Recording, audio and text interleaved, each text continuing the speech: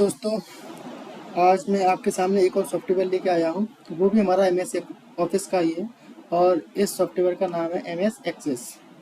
M S access क्या होता है? एम एस एक्सेस एक डाटाबेस सॉफ्टवेयर होता है जिसमें हम अपने डाटा को किस तरीके से मैनेज कर सकते हैं, किस तरीके से उसको ऐड कर सकते हैं, उसमें किस तरीके से हम टेबल फॉर्म बनाते हैं, रिपोर्ट बनाते हैं। तो ये सारी हम चीज़ें इसमें कर सकते हैं। डाटाबेस एक मोस्ट पॉपुलर और डाटा एंट्री फेमस सॉफ्टवेयर माना जाता है। अगर आप इसको अच्छी तरीके से सीख लेते हैं तो आप एक डाटा एंट्री ऑपरेटर सी पे या पोस्ट पे एक अच्छे तरीके से आप वर्क कर सकते हैं। ये मेरा आपसे मैं आपको सजेशन दे रहा हूँ, क्योंकि क्या होता है कि हम जब भी डाटा एंट्री करते हैं तो डाटा एंट्री करने के लिए हमें एक फॉर्म भरना होता है किसी का भी। अब जैसे सपोज मैंने यहाँ पे एक फॉर्म दिया बनाया रजिस्ट्रेशन का, और रजिस्ट्रेशन का फॉर्म बनाने के बाद मैंने यहाँ नाम डाला फादर।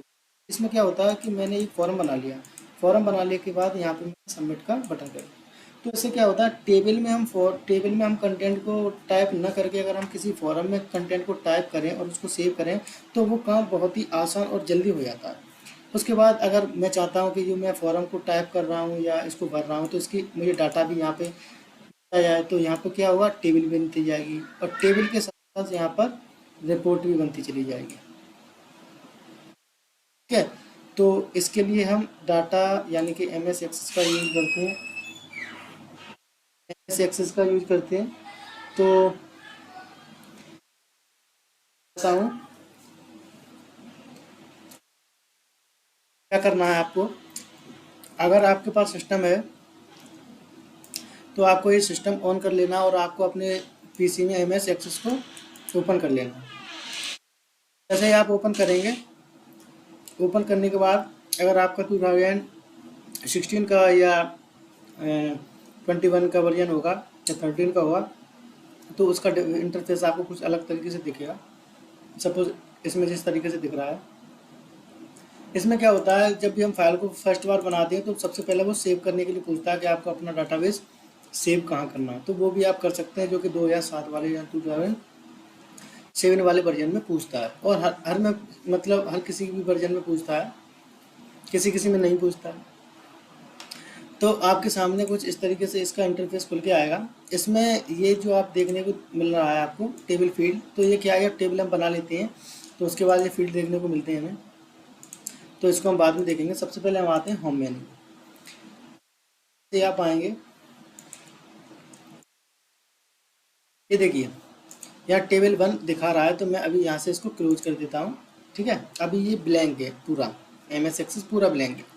अब मुझे करना क्या है कि सपोज मुझे यहाँ कोई टेबल बनानी है। सबसे पहले हम टेबल बनाएंगे, टेबल के बाद फॉर्म बनाएंगे, फॉर्म के बाद हम इसमें रिपोर्ट बनाएंगे। तो ये चीज़ें बनाने के बाद फिर हम इसको एडवांस तरीके से सीखेंगे। तो फॉर्म बनाने के लिए आपको क्या करना पड़ता है, सबसे पहले क्रिएट पे जाना होगा आपको। ठीक है, ये वही ऑप्शन है फाइंड वाला और टेक्स्ट फॉर्मेटिंग वाला। किसी भी कंटेंट पे हमें फॉर्मेट पे करना है, किसी भी टेक्स्ट को फॉर्मेट करना है तो हम टेक्स्ट फॉर्मेटिंग का यूज़ करेंगे। हमें फाइंड रिप्लेस करना है, किसी भी वर्ड को सर्च करना है उसको रिप्लेस करना है तो हम फाइंड का यूज़ करेंगे। ठीक है, रिकॉर्ड के लिए हम देखेंगे आगे, जैसे हम टेबल बनाएंगे तो उसमें हमें न्यू रिकॉर्ड रखना है, सेव करना है, उसे डिलीट करना है, उसमें कोई स्पेलिंग एरर है उसको चेक करना है, उसमें हमने कोई नया कंटेंट ऐड किया है तो उसको हमें रिफ्रेश करना है। तो इस तरीके से इसका यूज़ किया जाता है हमें अपने रिकॉर्ड को मैनेज करने के लिए। इसका यूज होता है शॉर्ट एंड फिल्टर के लिए, यानी कि जो हमारा डाटा है उसको हमें असेंडिंग ऑर्डर में करना है, डिसेंडिंग ऑर्डर में करना है, या किस तरीके से उसको हमें सेट करना है, फिल्टर लगाना है। तो इसका यूज हम उसलिए करते हैं। फॉर्मेट पेंटर वगैरह, ये क्लिपबोर्ड वगैरह का मैंने यूज आपको पिछली क्लासेस में बताते हुए आगे की ओर हम बढ़ रहे हैं। तो यानी कि मैंने ये एम एस ऑफिस, वर्ड और आपका पावर पॉइंट इसमें कंप्लीट करा दिया है ये।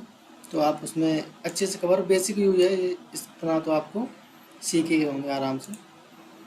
तो क्रिएट करने के लिए सिंपल आपको जाना है क्रिएट पर। क्रिएट पे जाने के बाद आपको यहाँ से टेबल पे डिजाइन करना। देखिए इसमें कई सारे ऑप्शन आते हैं टेबल को डिजाइन करने के। तो सिंपल आपको क्या करना है, टेबल को डिजाइन करना है या आपको इनबिल्ट टेबल चाहिए पहले से बनी बनाई। तो डिजाइन करेंगे हम टेबल को। सबसे पहले डिजाइन हम अपने अकॉर्डिंग करेंगे। तो जैसे मैं इस पर क्लिक करूँगा तो ये देखिए यहाँ पर टेबल डिजाइन का ऑप्शन आ जाएगा। ये इस पे आपको ध्यान देना है, या व्यू पे। क्योंकि हम यहाँ पे डिजाइन को टेबल यानी कि टेबल को यहाँ डिजाइन करेंगे, और जब हम टेबल पे वर्क करेंगे तो हमारे जो डाटाबेस शीट है ये एक्टिव होनी चाहिए, तब हमारा ये टेबल पे वर्क होगा। कैसे, देखिए सपोज यहाँ नेम फील्ड पूछ रहा है, जैसे मैंने टाइप किया सीरियल नंबर। अब जो सीरियल नंबर होता है वो टेक्स्ट में तो होता नहीं है, किस में होता है, नंबर में। तो उसका हम यहाँ पे टाइप दे देंगे, जिस तरीके का आपको मैटर होगा उस तरीके का आपको मैटर से आपको डाटा को, जैसे तरीके से आपका डाटा होगा उसका टाइप भी आपको उसी तरीके से देना। सपोज मैंने सीरियल नंबर को नंबर में डाल दिया, एंटर प्रेस किया। या डिस्क्रिप्शन में ऑप्शन में हम कुछ भी डाल सकते हैं, जैसे सीरियल नंबर है तो किस बेस पे चल रहा है, यानी किस बेस से स्टार्ट करते हो, तो डिस्क्रिप्शन में आप कुछ भी डाल सकते हैं उसके अकॉर्डिंग, आपको समझने के लिए या किसी को आप समझाना चाहते हैं तो उसके अकॉर्डिंग आप डाल सकते हैं। नेक्स्ट में सपोज मैंने डाल दिया यहाँ पे स्टूडेंट नेम, और स्टूडेंट नेम में मैंने डाल दिया टेक्स्ट। तो इसमें देखेंगे आपको टेक्स्ट का ऑप्शन मिलेगा, जैसे शॉर्ट टेक्स्ट, लॉन्ग टेक्स्ट। अब नाम शॉर्ट तो होते नहीं हैं, बड़े भी होते हैं, तो हम इसको क्या करेंगे, लॉन्ग टेक्स्ट में रखेंगे। जैसे father's name, name long text, mother text, address long text, mobile number. तो मोबाइल नंबर को हमने किस में ले लिया, सॉरी मोबाइल, इस तरीके से ले लेते हैं, नंबर को हम नंबर में ले लेते हैं। उसके बाद मैंने यहाँ से लिया date of birth, date of birth, इसको मैं डेट एंड टाइम में ले लूँगा, डेट, इसमें ऑप्शन होगा ये रहा डेट एंड टाइम का, तो मैं इसको इसमें डाल दूँगा। और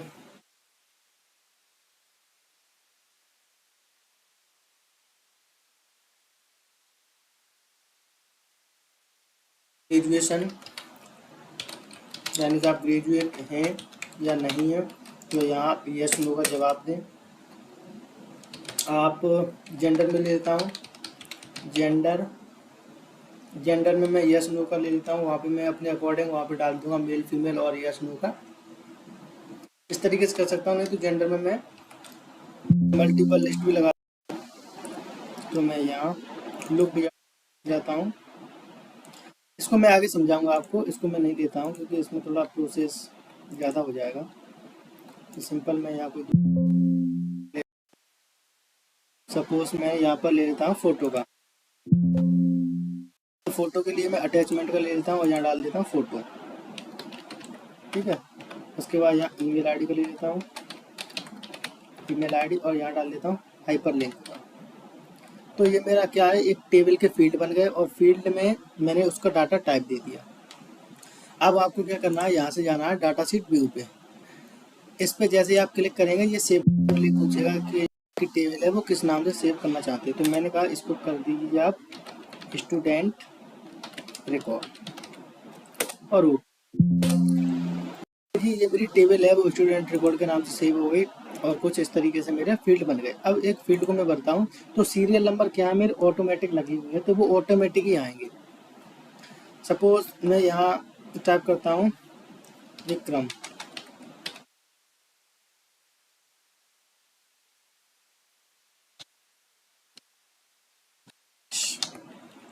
गीता, एड्रेस मैंने डाल दिया न्यू कॉलोनी, राजेंद्र, बिहार, आगरा। इसका कोई भी मैंने रैंडमली मोबाइल नंबर, ये मोबाइल नंबर यहाँ पे दिया, क्योंकि ये लॉन्ग वैल्यू इसमें है, इसकी मुझे डबल लार्जेस्ट बनानी पड़ेगी, और डबल लार्जेस्ट बनाने के लिए उसको फिल करना पड़ेगा मुझे कॉलम को। तो मैं सपोज अभी यहाँ पे 6 नंबर टाइप कर देता हूँ। डेट ऑफ बर्थ के लिए यहाँ पे एक कैलेंडर आपका ऑप्शन आ जाएगा, यहाँ से आप कैलेंडर को चुन सकते हैं और आप अपनी डेट ऑफ बर्थ को फिल कर सकते हैं कुछ इस तरीके से। आप ग्रेजुएट हैं या नहीं इसके बारे में आप बता दीजिए, हाँ मैं ग्रेजुएट, टिक कर दीजिए। आपका अटैचमेंट का ऑप्शन है यहाँ पे, यानी कि फ़ोटो लगाना है तो इस पर आपको डबल क्लिक करना है, यहाँ से ऐड करके आपको कोई भी फ़ोटो अगर आपके पास डला हुआ है तो यहाँ से आप, मैं पिक्चर पे जाता हूँ और सपोज इसमें नहीं, पिक्चर ले लेते हैं,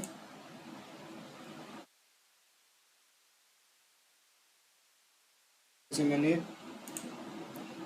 इसमें यार